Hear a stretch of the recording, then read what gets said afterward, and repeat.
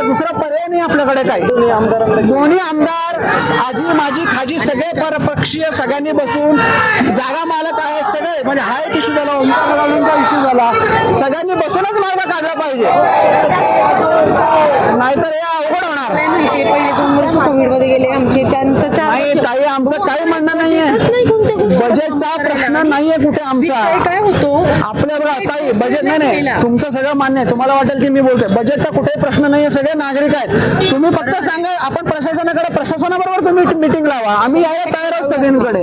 तशी पर्याय नाहीये दुसरा कुठला. हा विषय जो असतो आपला आता डिस्कस झाला माहिती, हा पहिला झाला रस्ता ब्लॉक राहिला, ते त्यांचेही प्रॉब्लेम आहे, त्यांना बरोबर आहे ना, आम्ही नाहीच कुठे म्हटलं, म्हणून तर ते आले तिकडे.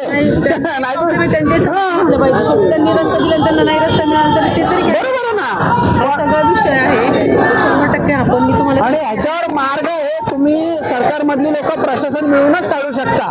म्हणून जमीनवाले पण आलेत की बाबा तेही नागरिक आहेत, आम्ही नागरिक आहेत, त्यांना आमच्या अडचणी करतात, आम्हाला त्यांच्या अडचणी करतात. कधी बघितलंय का की सगळे एकत्र आले, सर्व पक्षी आले? आजपर्यंत कधी म्हटले नाही की ते आजपर्यंत नाही म्हटले की आम्ही काय त्यांच्या अगेन्स्ट नाहीये की आम्ही प्रशासनाच्या नाहीये. एवढी लोक संदेश इव्हनिंगला जर इकडे येत आहेत तर याचा अर्थ आहे की आम्हाला फक्त ह्याचं सोल्युशन पाहिजे. आम्हाला हे नको आहे की बजेट नाहीये, माणसं नाहीये, हे नाहीये, ते नाही. बजेट अरेंज करता येतो, कुठून ना कुठून बजेट आणता येईल तुम्हाला. आणि ही एमर्जन्सी सिच्युएशन आहे, रोज सकाळी लोकांच्या गाड्या इथे धडकतात, ते केवढे जातात. तुम्ही पुढाकार प्रॉब्लेम फक्त या जागेचा नाही, ओंकार गार्डनचा पण ओंकार गार्डन मध्ये सांगितलं नाही